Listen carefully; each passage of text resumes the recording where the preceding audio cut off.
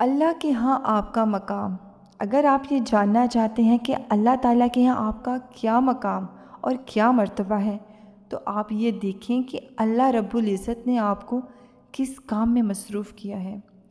اگر اللہ نے آپ کو اپنے ذکر میں مصروف کیا ہے تو اس کا مطلب ہے کہ اللہ رب العزت آپ کو یاد کر رہے ہیں،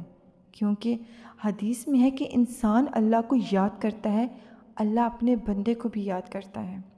اگر اللہ نے آپ کو قرآن پڑھنے اور پڑھانے میں مصروف کیا ہے تو اس کا مطلب ہے اللہ رب العزت آپ کو اپنے فضل اور اپنے پسندیدہ بندوں میں شمار کرتے ہیں، کیونکہ حدیث میں ہے کہ تم میں سے بہتر وہ شخص ہے جو قرآن پڑھے اور پڑھائے۔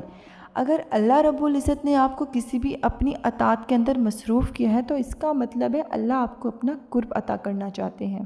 کیونکہ حدیث میں ہے کہ اللہ فرماتے ہیں کہ میرا بندہ نفلی عبادات سے میرے قریب ہوتا ہے۔ اگر اللہ رب العزت نے آپ کو دعا میں مصروف کیا ہے تو اس کا مطلب یہ ہے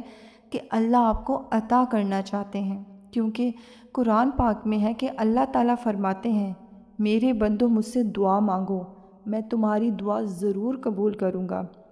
اور اگر آپ لوگوں کی برائیوں میں مصروف ہیں اور لوگوں کے عیب ڈھونڈنے میں مصروف ہیں تو آپ اللہ کی نگاہ میں ذلیل اور خوار ہو جائیں گے، کیونکہ حدیث میں ہے کہ جو لوگوں کے عیب تلاش کرتا ہے اللہ اس کے عیب کے پیچھے پڑ جاتے ہیں، اللہ تعالیٰ اس کے عیب تلاش کرتے ہیں، کیونکہ اللہ تعالیٰ تمہارے سارے عیبوں کو جانتے ہیں،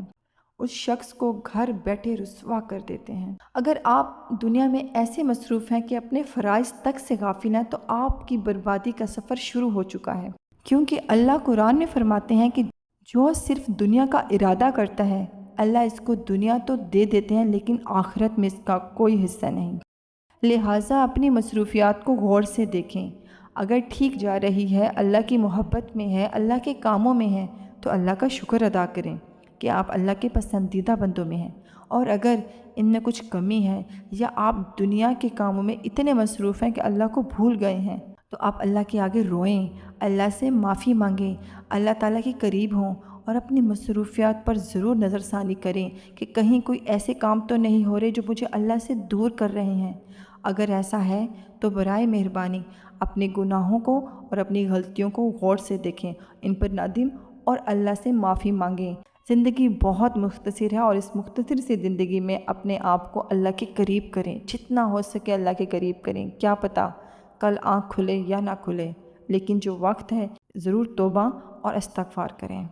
اللہ تعالیٰ ہم سب کا حامی و ناصر ہو۔ اسی امید کے ساتھ آپ کو ویڈیو پسند آئی ہوگی اور آپ کو ضرور میری ویڈیو سے کچھ سیکھنے کو ملا ہوگا۔ اگر میری ویڈیو آپ کے کچھ کام آئی ہے تو پلیز میری ویڈیو کو ضرور لائک اور سبسکرائب کریں۔ اپنا رکھیں بہت سا خیال، ملتے ہیں بہت جلد ایک نیو انفارمیٹیو ویڈیو میں۔ اللہ حافظ۔